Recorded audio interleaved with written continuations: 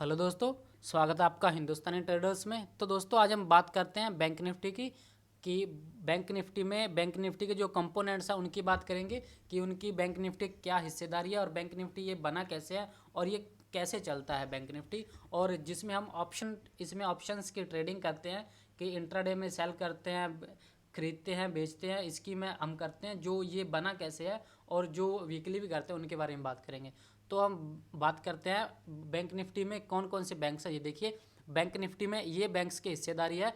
ये बैंक पहले हम लेते हैं Kotak bank, federal bank, Indus bank, ये पंजाब नेशनल बैंक है, एयू बैंक है, HDFC bank, bank of Baroda, और ये इंडस बैंक हो गया, बंधन बैंक है, आईसीआईसी बैंक है, एक्सिस बैंक है, और ये SBI state bank of India एक स्टेट बैंक है ये। और ये इन सभी बैंकों से मिलकर बना है हमारा इंडेक्स, बैंक निफ्टी का इंडेक्स, जिसमें जो अब लगभग ट्रेड कर रहा है 39,000 के आसपास।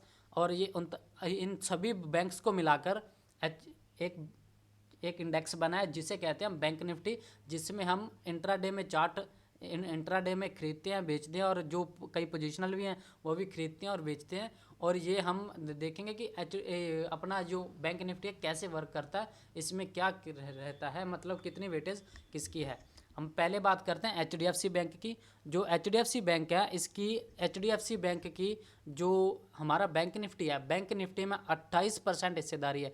28% हिस्सेदारी बैंक निफ्टी में एचडीएफसी बैंक अकेले की है। मतलब अगर जो बैंक निफ्टी है, बैंक निफ्टी भी हम मान लें 100 पॉइंट है, 100 पॉइंट में 28 जो 28 पॉइंट है वो अकेले एचडीएफसी बैंक के हैं।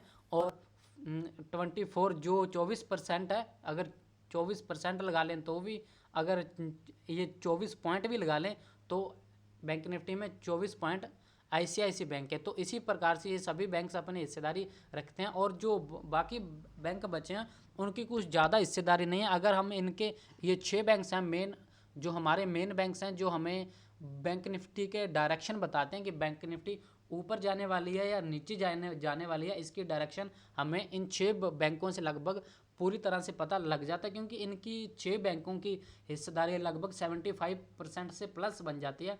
75 मतलब अगर बैंक निफ्टी ऊपर जाना होगा तो इन 6 बैंकों में से 50% से ऊपर जो हिस्सेदारी बनती है इनकी कैलकुलेट करके, वो मतलब बैंक निफ्टी को एक साइड ले जाते हैं। अगर एचडीएफसी और आईसीआईसी बैंक एक तरफ हो जाते हैं तो इनकी हम हिस्सेदारी देखें तो 52% बनती है।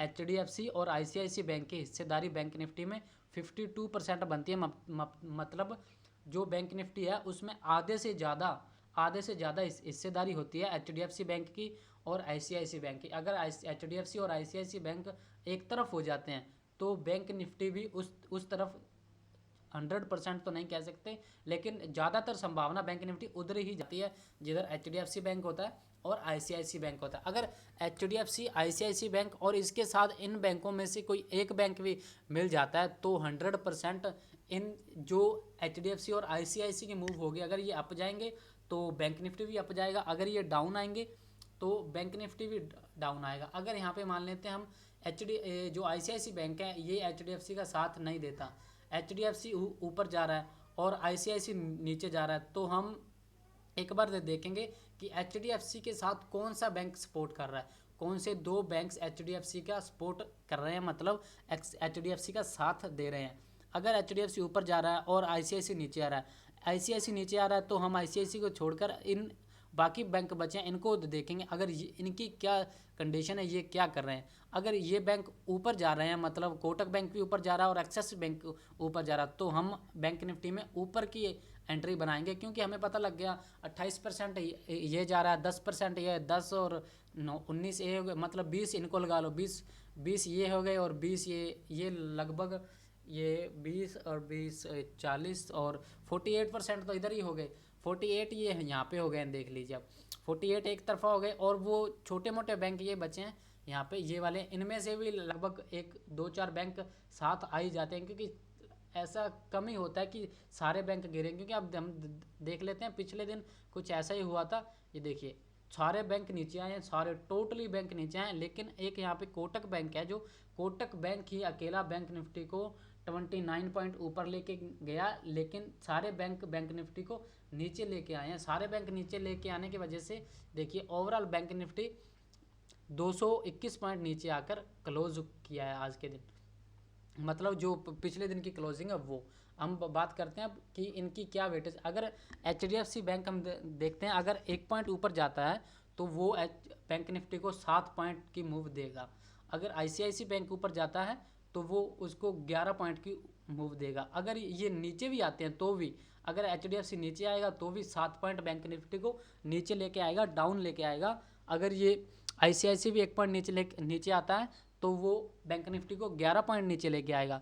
ऐसे ही ये हमारा कोटक बैंक है, कोटक बैंक दो पॉइंट नीचे ऊपर करता है, और एक्सिस बैंक 4 पॉइंट की अप डाउन मूव देता है, और ये SBI बैंक भी 7 पॉइंट की ऊपर नीचे की मूव देता है।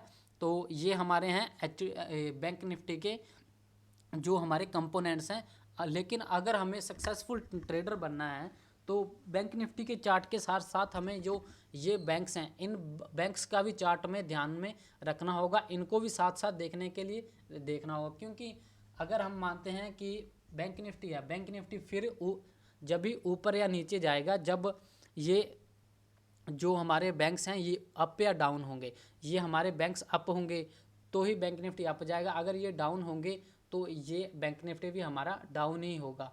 अगर हम देख लें ये बैंक निफ्टी नीचे आ रहा है और ये बैंक्स अभी ऊपर जा रहे हैं, ऐसा कभी भी नहीं होगा। हम पीछे आपको चार्ट में भी दिखा देते हैं। ये देखिए बैंक निफ्टी, देखिए बैंक निफ्टी जैसे यहाँ पे बैंक निफ्टी सपोर्ट लिया, फिर ऊपर गया, फिर यहाँ सपोर्ट लिया, फिर ऊपर गया, फिर इसको ब्रेक करके यहाँ रेजिस्टेंस बना और बैंक निफ्टी ने अपने रेजिस्टेंस को ब्रेक कर दिया। बैंक निफ्टी में अपना रेजिस्टेंस ब्रेक हो गया, बैंक निफ्टी ऊपर जाने की कोशिश कर रहा है, लेकिन यहाँ पे HDFC बैंक देखिए HDFC में अपने रेजिस्टेंस को ब्रेक नहीं किया और अपने रेजिस्टेंस से घूम गया। HDFC के अपने रेजिस्टेंस के पास से घूमने के कारण यहाँ देखिए बैंक निफ्टी भी ब्रेकआउट करने के बाद भी घूम गया। ये देखिए बैंक ने अपने रेजिस्टेंस लेवल को ब्रेक किया, हालांकि यहाँ पे ऐसे होना था कि रेजिस्टेंस को ब्रेक किया और यहाँ से ऊपर जाना चाहिए था, लेकिन यहाँ से ऊपर क्यों नहीं गया? क्योंकि HDFC ने अपने रेजिस्टेंस को रिस्पेक्ट किया और रेजिस्टेंस से नीचे आ गया। और HDFC ही नहीं, ICICI भी इसकी सपोर्ट में खड़ा था। ICICI भी अपने रेजिस्टेंस के पास था। ICICI अपने रेजिस्टेंस के पास पहुँचा ही नहीं, रेजिस्टेंस से पहले ही घूम गया और इसी कारण यहाँ पे बैंक निफ्टी भी नीचे आ गया।